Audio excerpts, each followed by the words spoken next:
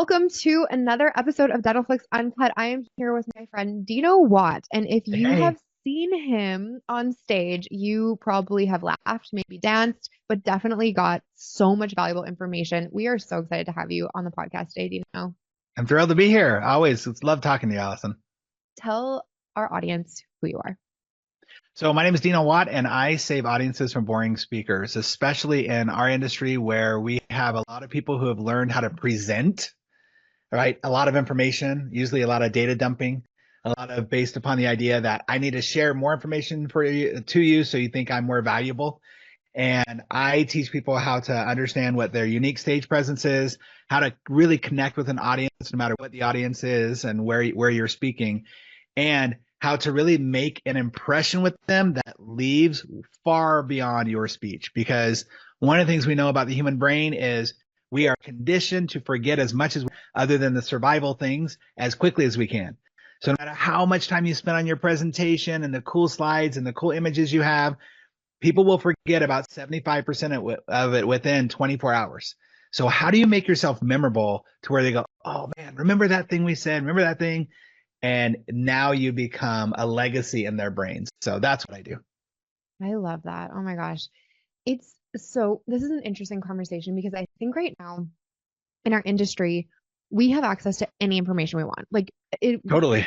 Pick up your phone, Yep. go to ChatGPT. Any information we want, we have available. So Yep. what's the next level of problem we need to solve is actual implementation and Hmm. actual like retaining the information that we're getting and then being able to utilize it in an intelligent way to make our lives or practices better. So speak to that a little bit. How do we take, how do we get our audiences or our, team to take the information that we're saying and actually use it and implement it? Well, we have to make it easy for people to use. Remember, we are all water. We're like water, right? We're going to go the easiest flow that we can get to. We're not going to try to make any major waves and cut through the rock. We do so by slowly going through the weakest part of that rock or that land. And that's how we've always been. We are water. So as implementers or facilitators, we've got to be able to break down information in very easy bite-sized chunks that then we can go deeper when we want to go deeper. A lot of people think that their job in a conversation or especially in a speech is to transform someone. Matter of fact, when I hear people say, oh, we're going to transform you in the next hour, your brain already knows that you're lying because Yeah. transformation has to take a long period of time. Nobody transforms overnight. You can't go to the gym once and get buff. You have to actually do the work. And so, as a facilitator, your job is to be able to make sure that people are really take these little pieces that can do one very specific thing, which is open up their brain or their mind to new possibilities. Because Mhm. then when they see a new possibility, so Allison, if somebody's working with you, they need to see that there's a possibility that their team members could have a different way of thinking, not completely transform them, but all we're looking for first is that first door of open to possibilities of I deserve, open to possibilities of I can, open to possibilities of abundance. And then we can go deeper. But to try to do that in a small lecture or 60 minutes presentation, it just doesn't make sense. And you're setting yourself up and them for failure. So the fastest way to get people, think about when we were kids. When we were kids, we would go and sit down in kindergarten or whatever for reading time. What do we have? Very specific things. See, Dick, run. It was very easy. We understood things because they broke it down. And yet, as we get older, we think, oh, we got to complicate this even more. Yeah. And that's the exact opposite thing we need to do. That's not how the brain. It's so important to know this. As you know, like I'm obsessed with neuroscience. Just basically, just very simply for the reason that I am very interested in how we help ourselves do Mhm. better in our lives because there's certain things I think everyone can attest to this. They do things, they're like, oh, I wish I would stop doing it. Why am I doing this? Why do Yes. I keep doing this? Yep. And when you can understand your brain and all of the ways that it's keeping you alive and safe, there's a lot of reasons in that way. So when we can understand our audience's brain, our brain, that's how we truly become better. So it's an interesting question, right? Like, how often do we really go, why am I doing this? As opposed to, why am I doing this? Like, because this morning, I'll give you an example for myself this morning. I'm really trying to do my best not to get on social media or look at my emails first thing in the morning. I have a mentor, Brendan Burchard, who talks about, The email inbox is a really great organization method for other people's. Well, Yeah. so is social media, right? You get on there and you're scrolling, and it's social porn, right? Because the whole goal is to, oh, what's next? What's the most exciting thing next? And so I have this goal to do that. I wake up this morning, I roll over, my alarm goes off, I grab my phone, and I start to go to the habit of hitting either Instagram or whatever. And I went, wait, I don't want to do this right now. And so I put it down. Oftentimes we say, why am I doing this? As if it's a complaint, as opposed to, why am I doing this? What am I looking for in this moment? What am I looking for in reaching over and grab? Why am I looking for a distraction? Why am I looking for a reason not to get out of bed and go to the gym? Why am I looking for a reason not to engage with my spouse or a partner? So instead of just getting on yourself like, man, why am I doing this? Reframe it, change the tone, because the tone matters, right? Mhm. You can say the exact same words, but different tone means something totally different. So, oh, why am I doing this? Yeah. Yeah. It's one of those things. I actually lecture on self-kindness a lot in Mm, our industry and dentistry. And I've been in audiences so of, important. 500, 200, 100 people. And I'm like, who in this room, just be honest, like, let's be a little vulnerable, could be kinder to themselves? And of course, like everyone's like me, like people like me, I Yes. could. Yeah. And it's true to like be kind to ourselves in the process of evolution so that we can change. Because Hmm. if we're gonna just be hard on ourselves or, be like, oh, why am I doing this all the time? It actually doesn't invoke any change. Nope. It's really it's that self-flogging. And I know we've all been taught this, right? Like no child on their own gets up and thinks negative about themselves. They actually don't think about others at all. They think only about themselves and how they can do this and they can do that and they want to do this and they want to do that. But it's taught to us. And there's a certain point in time where we all bought into certain ways of thinking. Hmm. If you went to a tribe in the middle of the jungle that's never seen society and never seen us, I wonder, and I don't know any stats of this, but I wonder how many of them have negative thinking around what they're doing or around their daily activities versus no, they're on task and on mission to get to the next thing. And we have way too much time on our hands thinking negatively about ourselves, usually based upon what we think other people want in us, right? Not based upon what we truly want, but what we think other people will be okay with us saying yes to or being like or acting like or but what's fascinating is when you look at the people who have done the most crazy changes in the world, the people who have made the biggest imprints, they're very usually controversial. They have this specific opinion, whether you like it or not. Well, they're controversial to a certain group, not to everybody. But then they don't care about other people's thoughts. And I don't know if anybody ever gets to the place where they 100% don't care, but they're pretty good about not worrying about what the external validation factor is and Hmm. just going with what they want. How does that affect the speakers that you're training? Well, it's huge, right? Because the stage itself is a pressure cooker. Hmm. This is something I'm really getting into a lot lately, question, because it's really connecting with me on a big way lately where knowing who you are on stage, trusting yourself that you know your material, that you know your message is important to someone, might not be everybody in that audience, but somebody, it shows up differently on stage. And I can see the people who are on stage acting as if they should look a certain way or be a certain way, as opposed to just being that way.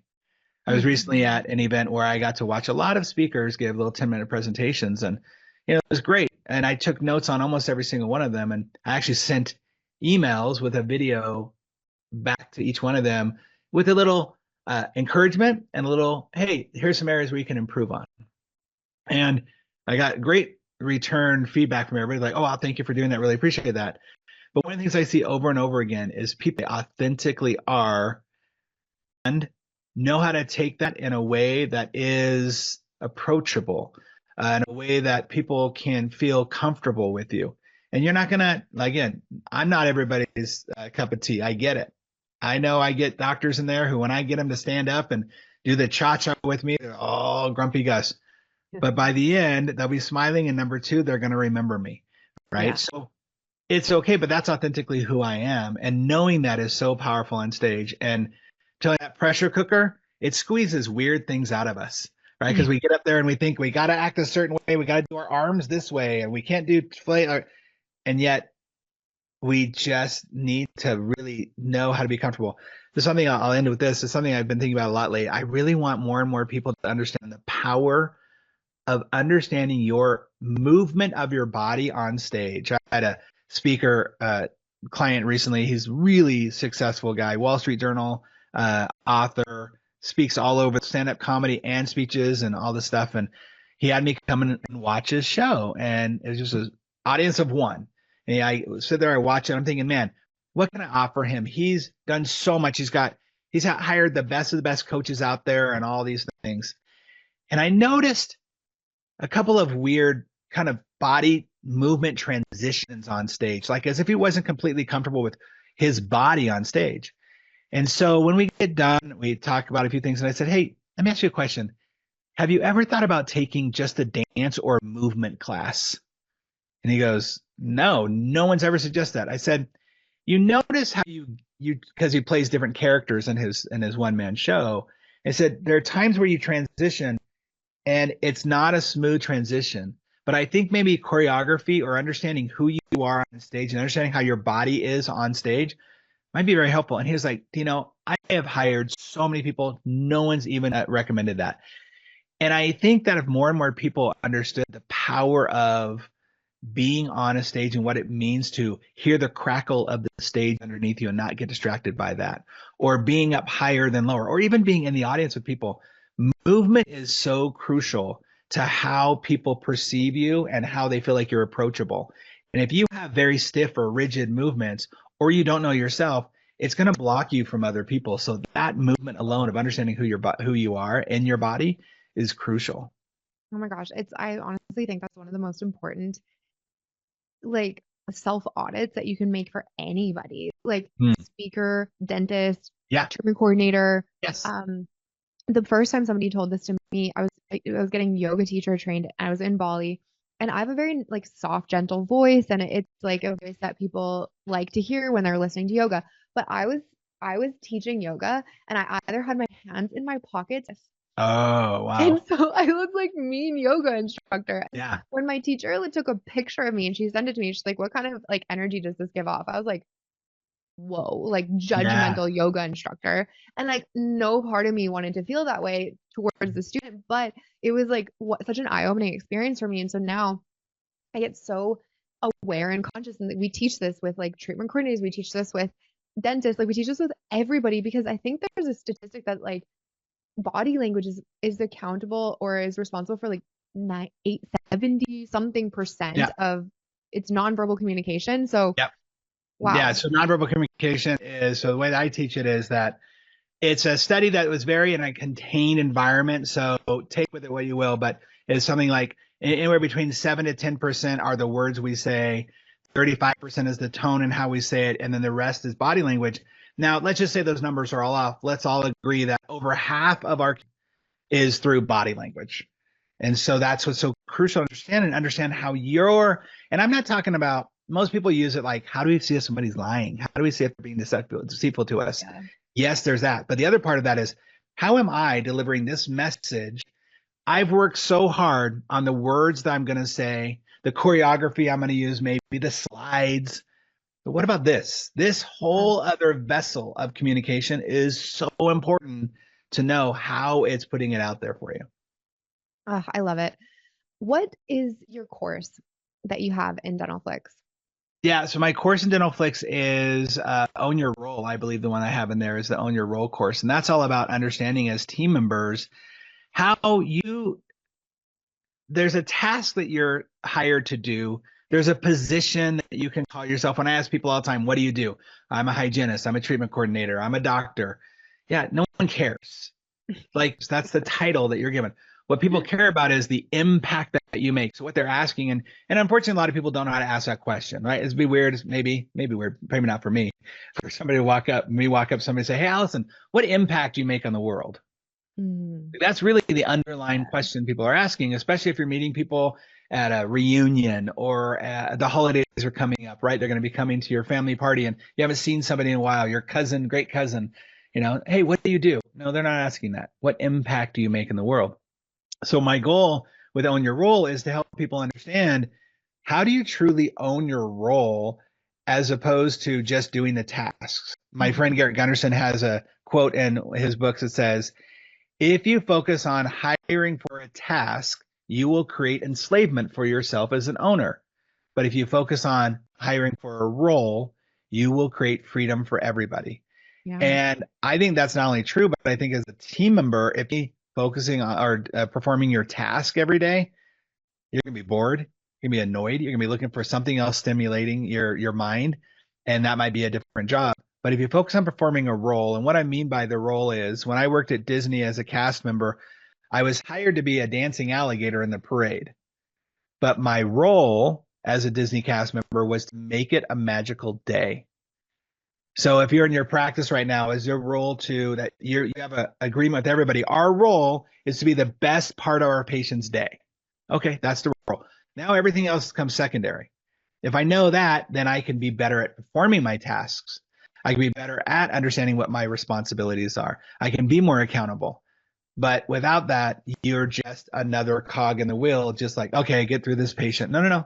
We're not just getting through the patient. We're being the best. What can I say, do, or feel in order to make them feel like they're having the best part of their days? Oh my gosh, so powerful. It's interesting. I have been on a podcast with some of our industry leaders today, and you being one of them, and everyone responded, kind of getting ready for this podcast, with like, what is the one problem that dentistry is facing right now? And every single person said team retention, team staffing Yep. issues, Yep. every single one of them. Yep. And this is the work that needs to be done in order to help support this problem in the industry. And I think it starts also from the very beginning, like being able to be a good leader and commanding presence, or not even commanding presence, just owning your presence and Yeah. being able to teach and lead and speak in a way that your team can understand. And so, I'm so inspired by you every single time we talk. You have a wealth of knowledge, and you've probably helped and impacted, I would say, like, what, hundreds of thousands of people in our industry at this point. I'm It's trying. amazing. I'm trying. And so listening, please reach out to Dino. See how he can help you with your own personal speaking skills, and also see how he can help you with your team, your practice, your mindset. He can help you with such incredible things and such a powerful things that will change not just your practice, but I think your life. So share this with anybody that you feel would be helpful, That's and sweet. reach out to Dino. Dino, how can they find you? They can definitely find me on all the socials, Dino Watt. It's a pretty unusual name, so not a lot of people have this. It's DINOWATT. As a matter of fact, right now, I believe we have some stuff going on that if you follow me, we send out a 5-minute body language training video that's all about understanding what your hands are doing, what your feet are doing, and it's really powerful. So would love to share that with you. You can also get me at dinowatt.com or dinowattconsulting.com. One's for speaking, one's for consulting. I love it. Thank you so much, Dino, for being on our podcast. And we will Thank see you. everyone on another episode of Dentalflix. You've just unlocked valuable insights with Dentalflix Uncut. But there's more. Dentalflix is not just a podcast. It's a thriving community, a hub of knowledge, and the #1 online streaming CE platform in dentistry. With just a few clicks, you can start exploring a wealth of resources, including in-depth training on leadership, case acceptance, scheduling, hiring, weekly marketing calls, insightful gap assessments, and scorecards, all designed to help you master what you discovered today and propel you further on your path to dental excellence. Head to dentalflix.com to get started for free and embark on your journey towards mastery. Thanks for tuning in to Dentalflix Uncut. See you next time.